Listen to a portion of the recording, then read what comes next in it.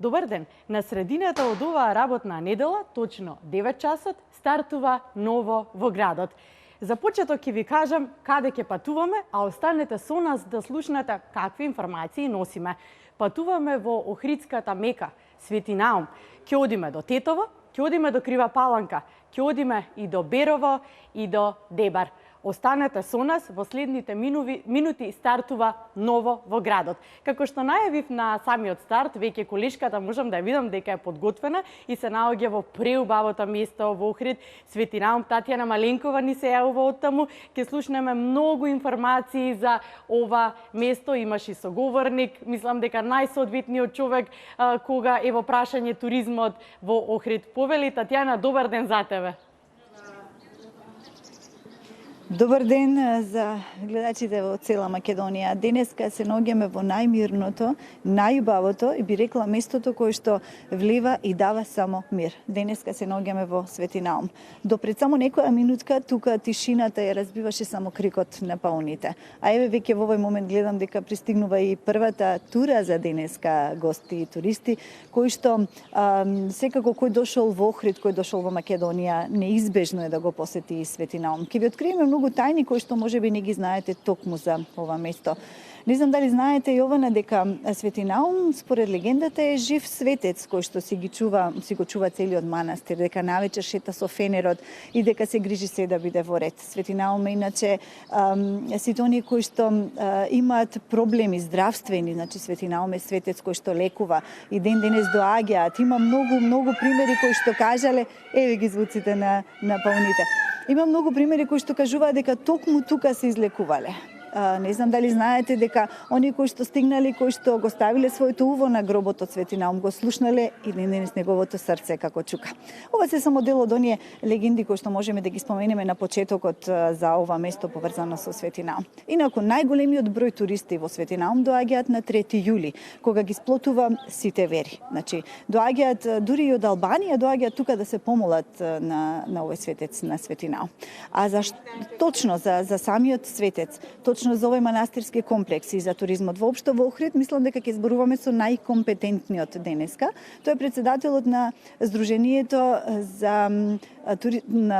за туристички водичи и придружници Наумов Климент. Добро утро. Добро утро.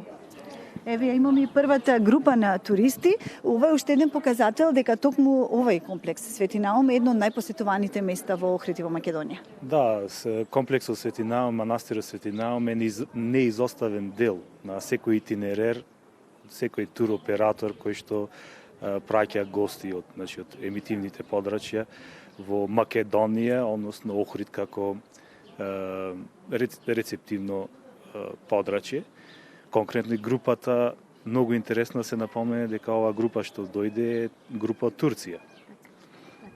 Јоване, јас имам многу прашања за мојот соговорник, но еве би ви дала предност вас. Дали може би имате од студио нешто со што би започнале, дали имате прашање за мојот соговорник? Па добро, еве на самиот старт веднаш би прашала како што кажа дека еве само што пристигна нова група на туристи. Од каде најмногу можеме да сретнеме туристи во Свети Наум? Со оглед на тоа што и во близина албанската граница, дали би можеби се тоа албанците, кои странци најчесто го посетуваат, дали можеби организирани групи доаѓаат често таму? Еве неколку повеќе податоци за тоа кој се го посетува Свети Наум. Така, значи прашањето е кој се најчесто доаѓа во Свети Наум, кои групи, организирани групи, верувам дека се тоа, значи кои странци најчесто доаѓаат? Во последните неколку години, од 2005 година па навака, би се ставил акцент после 2011 година, најприсутни туристи во ова подрачје се холандските и белгиските туристи, но исто така и турските туристи. Во последните до пред 3 години турците беа најприсутните, односно во најголем број доаѓа. Бројката ближеше до 75.000 годишно, но треба да се напомене дека холандските туристи остварува најголем број ноќевања. Значи, Охрид и ова цело подрачје беше дел од минимум 7-дневен аранжман со директен чартер лет од Амстердам и исто така и од Белгија, од Антверпен.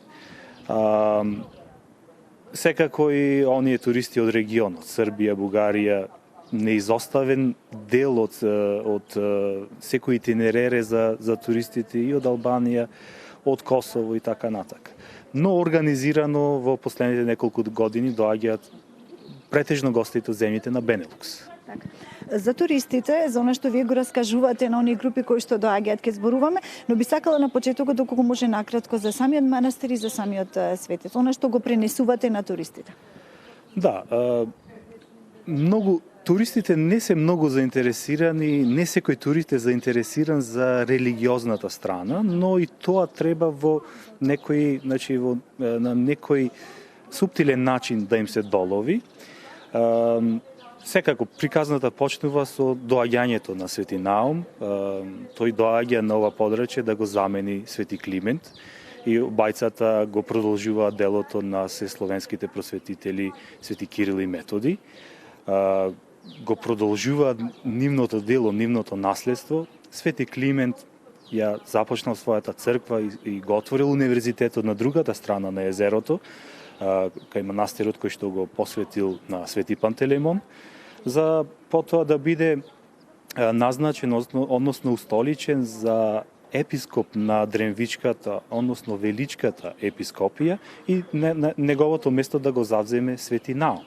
Тој се установил тука. На ова место го издигнал манастирот кој што го посветил на светите архангели. Значи, вистинското име на овој манастир и црквата е посветена на архангелите, Архангел Михаел и Архангел Гаврил. Празникот кој што се празнува е 5 јануари, тоа е значи денот на упокојувањето на Свети Наум, или по стар стил 23 декември, според јулијанскиот календар. Но по средината на 17-тиот век исто така назначен е нов датум за време на летниот период во месец јули, односно 3 јули според новиот стил, кога верниците доаѓаат да оддадат почит на Свети Наум. Јас се верувам дека ќе се реши оној проблем кој што го имавме, Јована, не знам дали знаете до неодамна, кога странски водичи доаѓа и за жал пренесува погрешна историја на туристите. Значи, ова беше еден проблем кој што вие како здружение, а и цела држава, значи со своите институции се бореше да се реши. Значи, знаеме дека има инспектори кои што во моментов ги ловат тие туристички водичи. Дали е решено веќе овој проблем? Проблемот, доколку се направи на компарација како беше пред, да речеме, околу 7-8 до 10 години и во овој момент има значително подобрување, иако туристичките инспектори не може да ги доуловат сите странски водичи. Треба да се работи повеќе на 24 часовен мониторинг, односно да можат и нашите колеги туристички водичи да санкционираат. Сето тоа во некои други туристички места функционира безпрекорно. Значи, дел од ингеренциите за инспекцијски надзор се префрлени и на некои водичи кои што можат да издадат и мандатна казна. Тоа би било еден од начините како би можел да се реши тој проблем, но исто така доколку се сака тоа на повисоко ниво, значи да се реши, неизбежно е формирање на туристичка полиција, односно инспекција која што ќе ги има сите ингеренции да санкционира такви случаи. Јована, допред само 10 минути овдека беше неверојатна тишина и мир, сега веќе раздвиженост. Верувам дека ви се допаѓа ова што го гледате во позадина и би прашал, имате ли вие прашање за соговорникот? Да, како што кажавме на самиот старт, најкомпетентниот човек кога е во прашање туризмот, председател на туристичките водичи, мене ме интересира кои места се најпосетени во Охрид, каде туристите најмногу бараат да дојдат во Охрид. Што сакаат да видат? Така, значи прашањето е кои места се најпосетени во Охрид и јас само уште би се надоврзала на колешката и би прашала дали навистина златната соба во куќата на Робевци е изоставена во последно време, че ја нема толку многу во посети колку што би требало да ја има.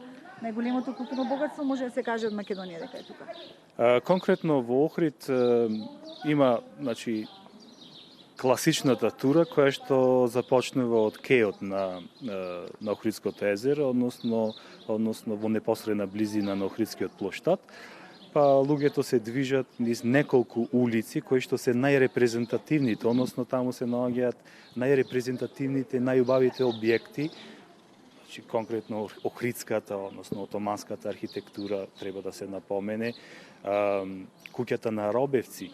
За жал, значи сега ќе го поврзам и вашето прашање,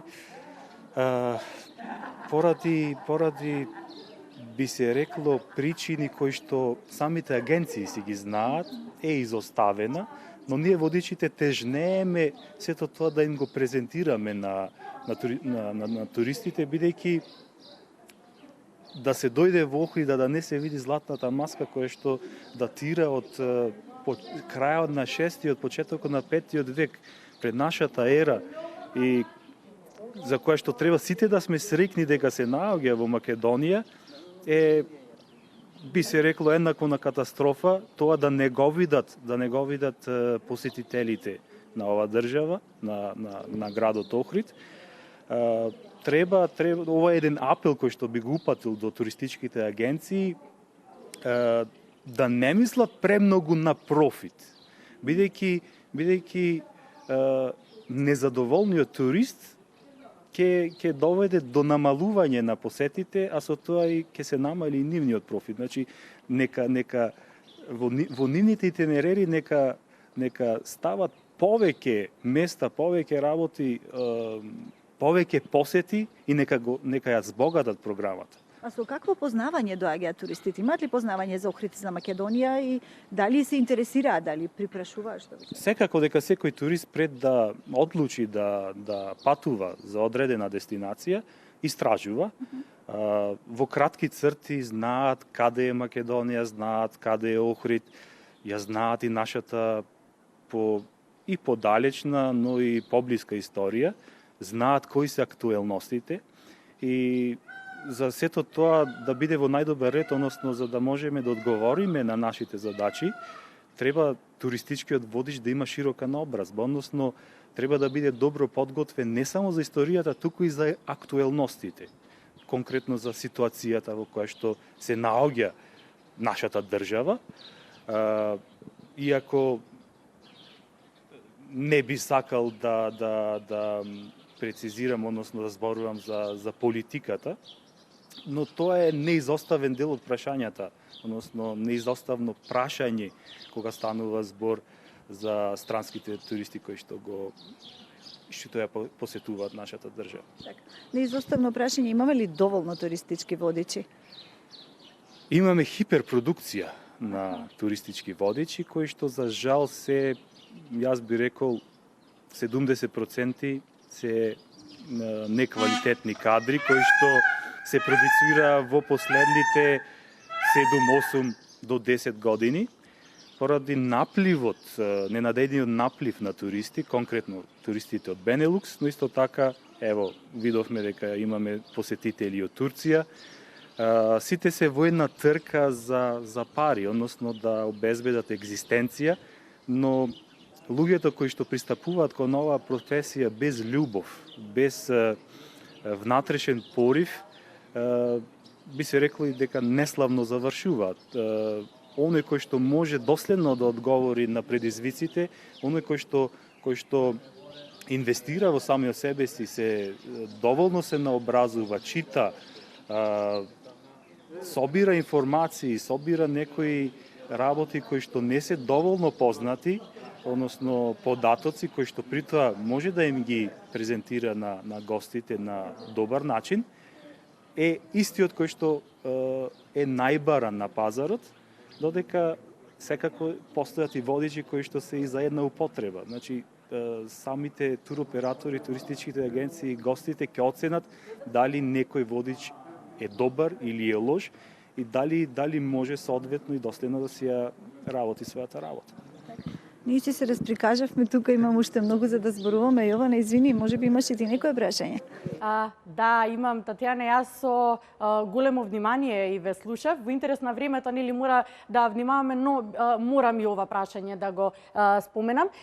Кога е во прашање Охрид, вкупно земено, прва слика која што ми доаѓа е богата флора и фауна, тоа е наше богатство кое што го имаме. Ние сме отворени кон сите туристи, сакаме да доаѓаат туристи, тие доаѓаат во се поголем број, но моето прашање е следново: колку туристите го почитуваат тоа наше богатство? Морам да ги споменам тука непријатните ситуации кои што ги имавме со туристка која што буквално насила го извади лебедот за да се слика, па и пред некој ден чинам токму од тоа место од Светинаум, исто така туристи насила држеа паун за да се сликаат. Дали постои некоја инспекција, да речеме, во овие случаи, колку тие внимаваат на нашето богатство кога се веќе таму и се дојдени да го видат? Така. Да, токму тука на овој зид беше сликана таа фотографија за која што пред малку ми зборуваш. Значи, прашањето е колку туристите се грижат за нашето богатство и за нашата богата флора и фауна.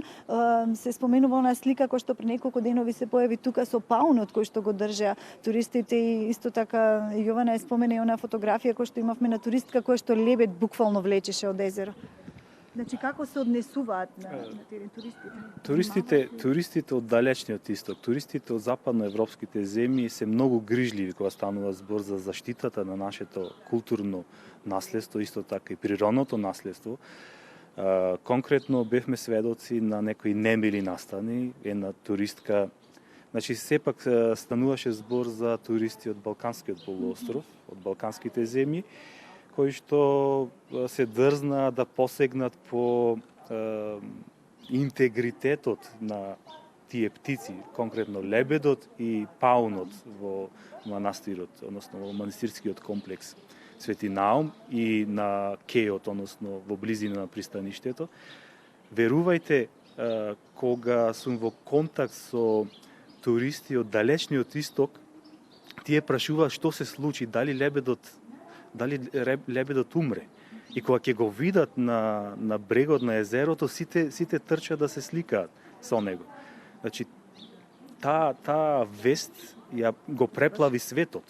И за жал, самите сме виновни, сме виновни кога станува збор за нарушување, односно за кога одредени делови од нашата земја, одредени места се наоѓаат во незавидна ситуација, значи кога имаме одлагање на отпад, кога во самите цркви има оштетување на фреските, тоа произлегува од самите нас. И често пати ме прашуваат туристите дали некој се грижи за овие манастири, кој е одговорен за заштита, дали има некои фондации кои што ги заштитуваат самите објекти. Сепак мора на дипломатски начин да им се одговори, но и сведоци сме дека моментално во Охрид и Охридско се работи на неколку проекти, односно заштита на љубавата црква Богородица Перивлепта, која што години не беше заштитена и моментално се работи на конзервација и презервација на фреско живописот. А неодамна исто така се смена и кровната конструкција. Така. Јована, ние остануваме тука, ќе уживаме во ова прекрасно место и ќе останеме со вас до самиот крај на емисијата. Да, ви благодарам, Татјана, за благодари се и на соговорникот од нас, на вистина исцрпни одговори. Можевме цело време да гледаме инсерти од самото место.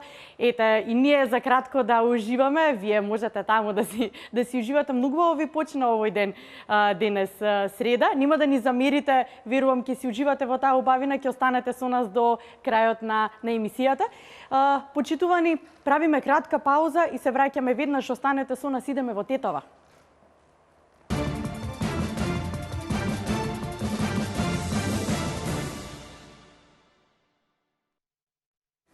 Moje ime je Kenan Mandra i ja sam uz pomoć liposukcijske ishrane uspio da smršavim 10 kg za samo 10 dana. Без размислување прифатив да почнам со таа така наречена кура од 20 дена, каде што за неполни 20 дена со нивните шејкови кои што се прекрасни, успеав да ослабнам 8 кила.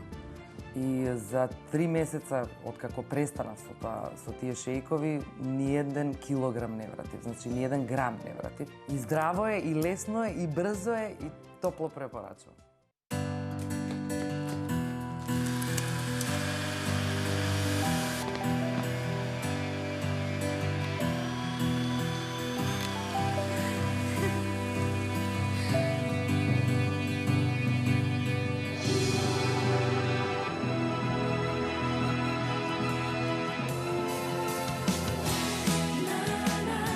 Цевитана за обичните суперхерои.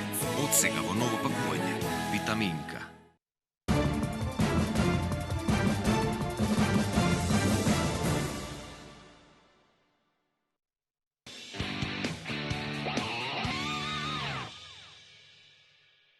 Во следниве минути, колешката Маријана Живковска од Тетово ќе ни представи една успешна приказна за млада тетовчанка. За каква приказна станува збор, повели Маријана? Добар ден и за тебе.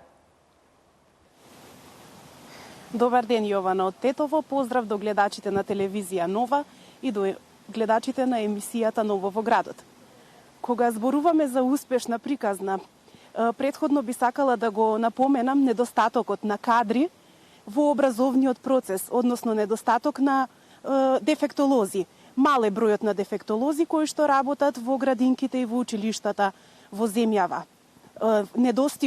Кадрите се потребни за да бидат директно вклучени во образовниот процес на децата кои што имаат ваква потреба. Токму поради овие причини, се повеќе дефектолозите се одлучуваат да отворат приватни центри кои што работат индивидуално или во група со децата со посебни потреби.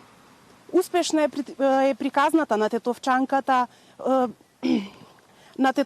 Илинка Димчевска, која пред 3 години отвори Центар за рехабилитација и едукација под името Виножито за сите. Би можеле да го погледнеме прилогот на колешката Елизабета Тушева Јовановска. Виножито за сите. Вака се вика Центарот за едукација и рехабилитација на деца со потешкоти во развојот. Илинка Димчевска веќе 3-та година работи во него како дефектолог. Идејата за отварање на ваков центар била нејзина, поради како што вели големата потреба на градот од место каде ваквите деца индивидуално би работеле. До сега немало отворено центар каде што се нудат индивидуални часови за едукација и рехабилитација. Ние имаме еден дневен центар, меѓутоа тоа е за згрижување во група и за целодневно згрижување, а овој центар нуди индивидуални услуги и по потреба социјализација на самите штитеници од овој центар. Дефектологот како стручно лице има задача да ги обедини детето, односно клиентот со кој што работи и сите други кои што се вклучени во развојот и растењето на самото дете, а тоа пред се семејството, потоа сите други институции кои што работат, дали е тоа градинка, болница, училиште и така натаму. Димчевска го отвара овој кабинет со помош на мерките на Агенцијата за вработување. Сега работи со околу 20 на деца. На почетокот воопшто не мислела дека нејзината би била успешна идеја, која ќе прерасне во успешна бизнис приказна. Мерките од владата и од Агенцијата за вработување се одлични затоа што нудат неповратни кредити, а нудат и повратни кредити. Знам дека има и кредитирање за вработување на уште едно лице. Ние сме со план во иднина тоа да го оствариме. Здравје Боже. И сметам дека се одлични затоа што тие се средства кои што ти го потпомагаат почетокот и ако бидеш успешен понатака си функционира како што треба. Она што од пред 3 години ја направи Илинка успешна во својата професија, денеска е повторно во оптек. Започнат е огласот кој важи за сите активни баратели на работа. Во вториот оглас досега има над 15 апликанти, а се очекува бројот да се искачи на околу 70, колку што имало минатата година. Сите пријавени треба да имаат само издржана идеја, која како бизнис би обстоила на пазарот на трудот. слушнавме за уште еден успешен проект, всушност успешна приказна на младата Тетовчанка во случајот преку проектот за самовработување на владата. Всушност стануваше збор за грантови, неповратни средства. Јас неколку пати имам зборувано за овој проект, станува збор за проект што им се овозможува на младите пред се реализација на нивните идеи, можеби и соништа. Кога сме тука кај дефектолозите, мора Маријана да напоменам дека всушност кога станува збор и за ова барана професија во образовниот систем, владата на Република Македонија најави дека од септември ќе бидат отворени 131 работно место во образовниот систем, конкретно за дефектолози, така да имаат време дефектолозите да ги подготват своите CV-а и да конкурираат на конкурсот кој што претходно ќе биде објавен. Напомена дека е најбарана професија. Како е во Тетово? Досега колку има вработени во основните, средните училишта? Мал е бројот во училиштата во Тетово кои што имаат вработено кадри, односно дефектолози. Само во 2 основни училишта постојат паралелки кои што работат со децата со пречки во развојот. Има еден мобилен дефектолог. Од секторот за јавни дејности велат дека има потреба од проширување на педагошко-психолошките служби во училиштата. Од таму велат дека штом почне и биде објавен јавниот конкурс, од Тетово веднаш ќе произлезат со бројка конкретна потребна за вработување на дефектолози во училиштата. Нема конкретна бројка на вработени, меѓутоа бројот е мал. Така, бројот е мал, но од септември ќе биде овозможено со 131 вработување јакнење на стручните служби во образовниот систем. Ти благодарам, Маријана. Ни долови успешна приказна на млада Тетовчанка од Тетово. Ти посакувам убав и успешен ден. А сега продолжуваме во Крива Паланка. Таму веќе не очекува Кристина. Ќе дознаеме какви активности всушност се случуваат во музеот во Крива Паланка. Добар ден, Јована, добар ден и до гледачите на телевизија Нова. Ова зад мене е Кривопаланичкиот градски музеј, установа која веќе една деценија грижливо и посветено го чува културно-историското наследство на Крива Паланка и околината. Интересно за посетителите и идните туристи е дека во тек е реконцепција на историската и етнолошката поставка. Токму нешто повеќе околу ова ќе ни каже првиот човек на установата, Драган Величковски. Господине Величковски, значи овие 2 поставки ќе добијат нов лик. Зашто конкретно станува збор? Добро утро и од мене и срдечен поздрав до гледачите на телевизија Нова. Ова година и минатата година Министерството за култура силно го поддржа градскиот музеј во 2 календарски или буџетски години во контекст на реконцепција и реконструкција на постојаните поставки на музеот, иако тие се нови, релативно отворени во 2010 и 2011 година, сепак заради подобрување на нивната атрактивност, градскиот музеј реши, се разбира со поддршка на Министерството за култура, да направи една реконцепција на нив, така што истата опфаќа реконструкција на амбиентите од постојаната етнолошка поставка и нивно дополнување со амбиенти од така наречената селска или рурален дел на етнологијата на Кривопаланичко, која што досега не беше застапена во градскиот музеј, и реконцепција на историската поставка, односно дополнување што со уште неколку историски периоди кои што не беа застапени. Тоа се периодот од формирањето на револуционарната организација во Крива Паланка, па се до осамостојањето на Република Македонија. Значи, тој целиот 20 век ќе биде дополнет во таа поставка.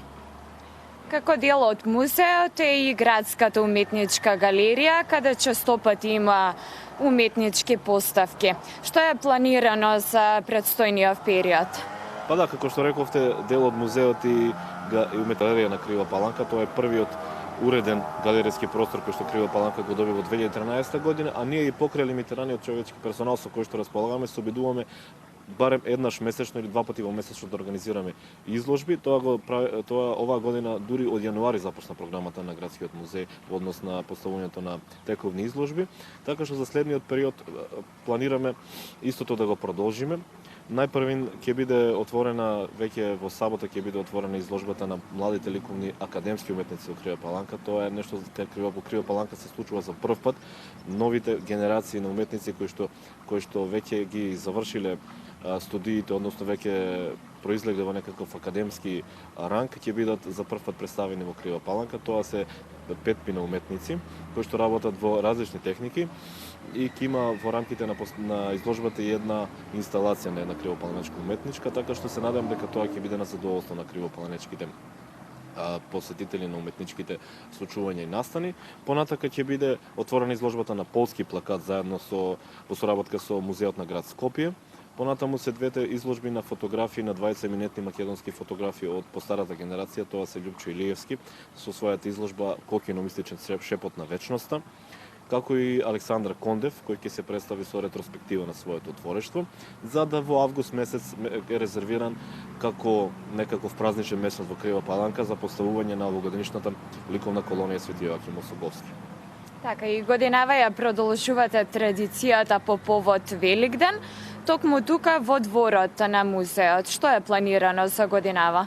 Да, во соработка со општина Крива Паланка веќе трета година поред ја организираме манифестацијата Великденска традиција, како и минатите години најпрвен е предвидено да се организираат две работилници со најмалите, односно учениците од основните училишта, кои што заедно со нивните баби ќе направат две работилници во контекст на продолжување на таа традиција и целата таа церемонија околу подготвувањето на Великден и подготвувањето на великденските јајца, додека на 2 мај во дворот на Градскиот музеј во Крива Паланка ќе биде направена една ревијална изложба на сето она што ќе го направат. Понатака ќе бидат изложени украсите и изработките кои што учениците од основните училишта ќе ги изработат во текот на овој месец, а се разбира ќе има и дегустација на великденски традиционални јадења и сладки кои што нашите баби, односно членовите на пензионерскиот клуб и општинската организација на Црвен крст ќе ги изработат за нас.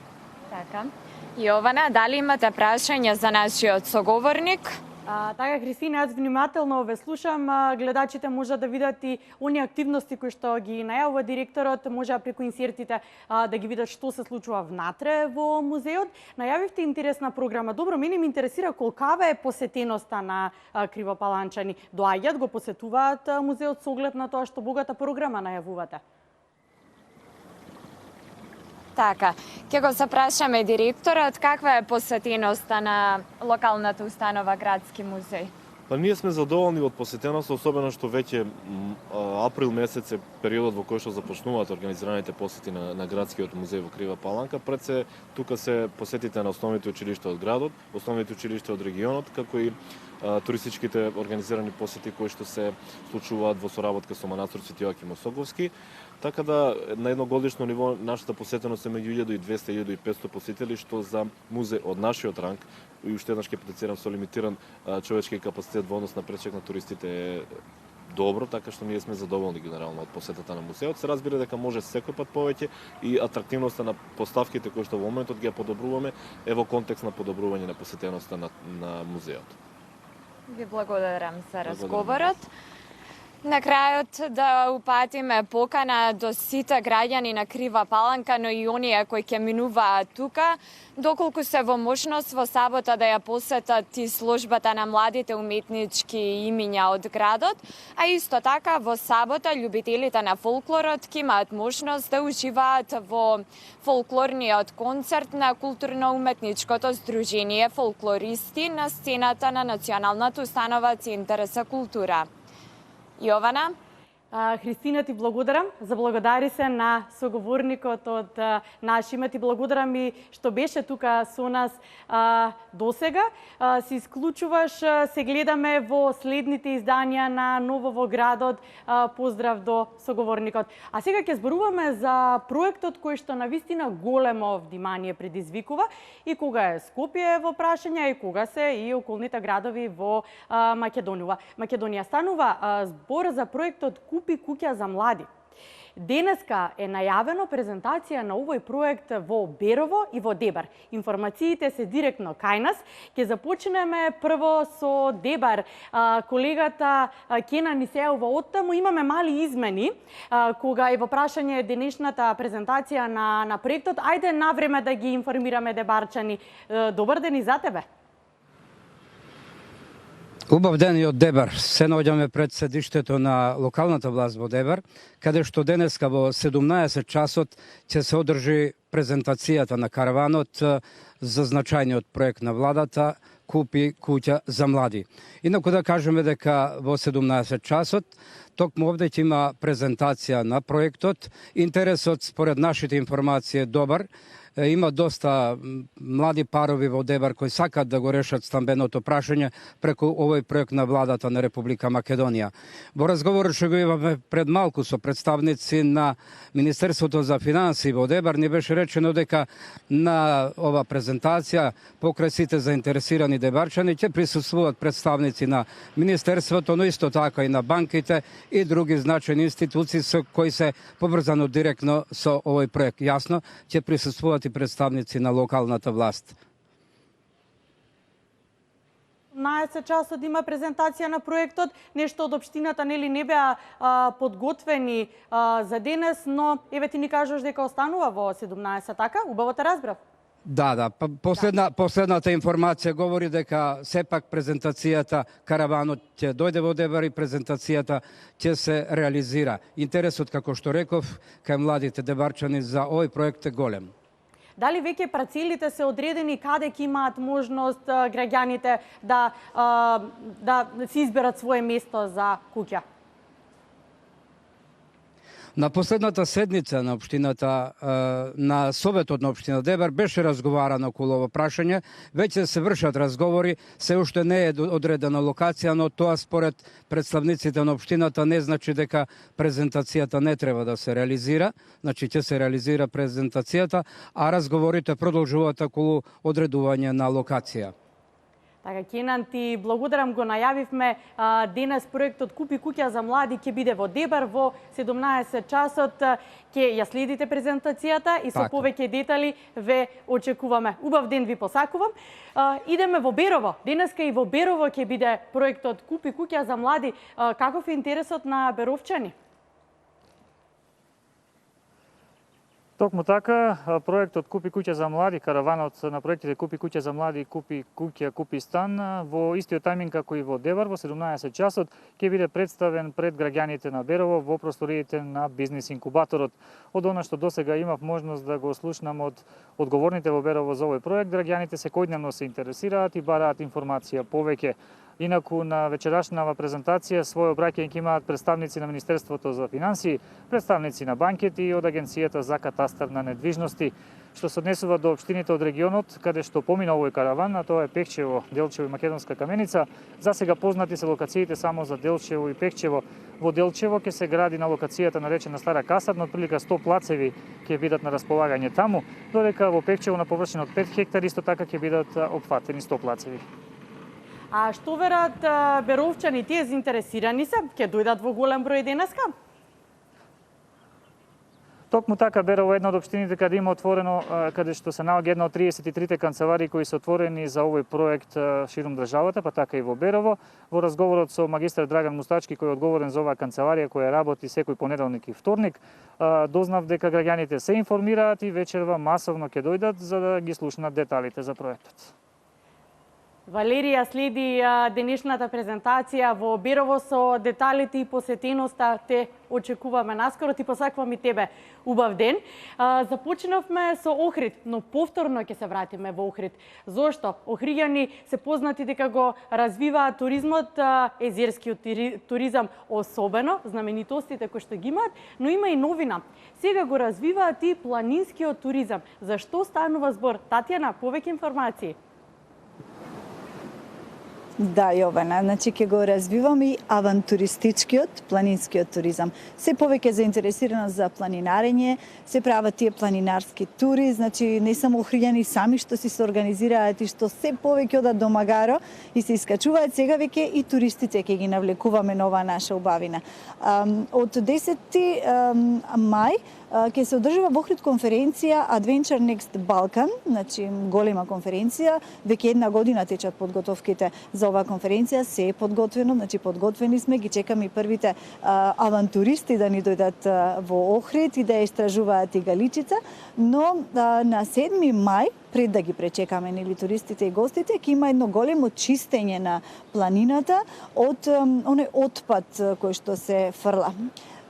За жал морам тука да напоменам дека има отпад на планината. Има такви пунктови каде што несовесни граѓани фрлаат се што им е вишак од дома па носат на планина. Јас се надевам дека полека но сигурно ќе ја креваме свеста кај граѓаните. Еве ја светувам дека и ние ќе бидеме дел од оваа планинарска тура каде што ќе ги лоцираме тие места, не за друго, само да покажеме што не треба да се прави. Значи да ги лоцираме, да видиме што све сме оставиле таму. Со тек на време што повеќе ги истакнувам овие места, верувам дека и ќе се крене свеста не само на охријани, на сите оние други кога веќе се шета низ планина, не мора да се фрлаат отпадоците онаму каде што ќе стигнете. Значи таа ни е целта на 7 мај да се расчистат тие патеки, планинарски патеки и потоа со сигурност да ги дочекаме и овие авантуристички туристи во Охрид и да се надеваме дека од година во година ќе ги има во се поголем број.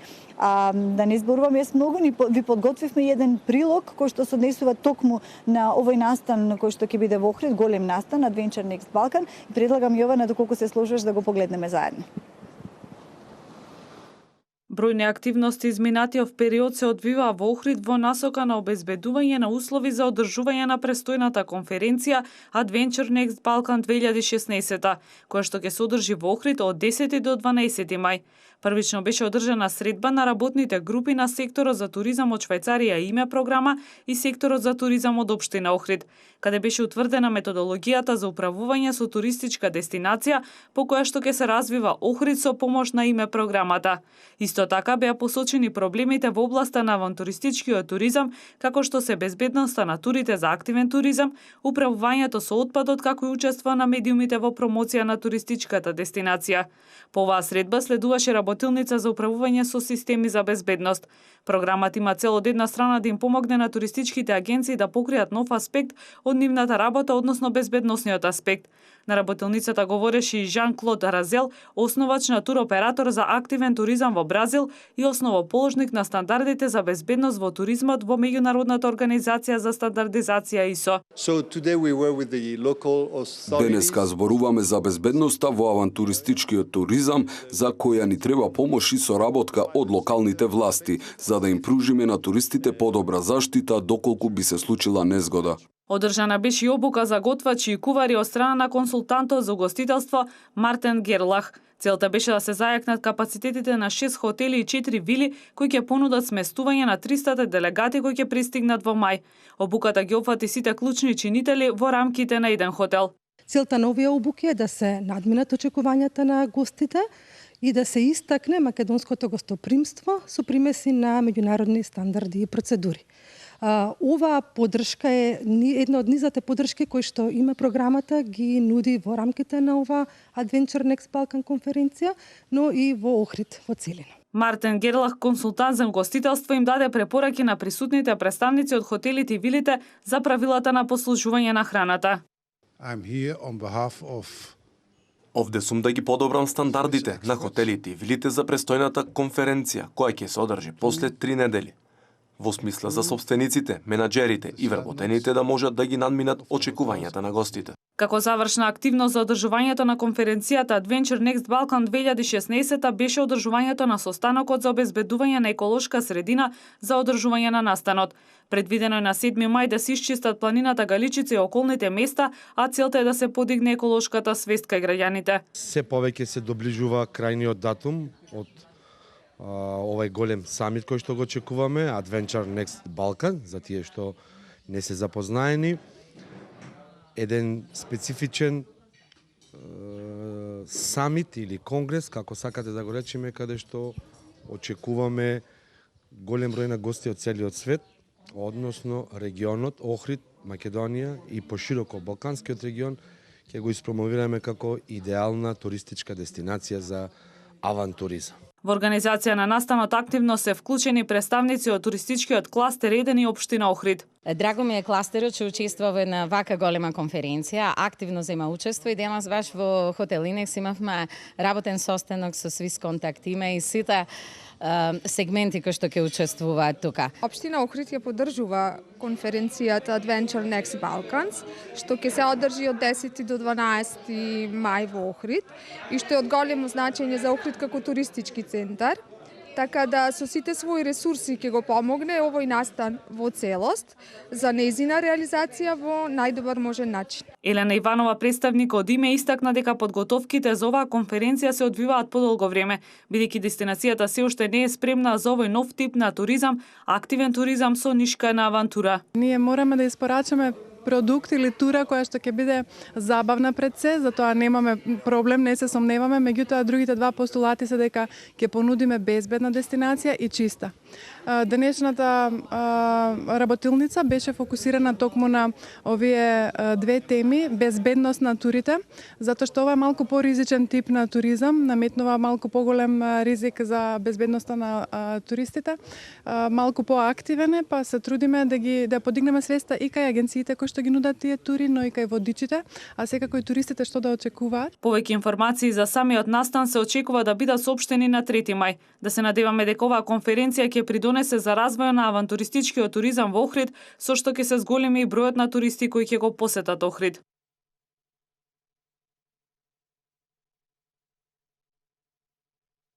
И покрај акцијата за чистење кој што ја најави Татјана, се надевам дека свеста на граѓаните за зачувување на животната средина ќе биде уште поголема со оглед на тоа што и ве сакате да го развиете и планинскиот туризам.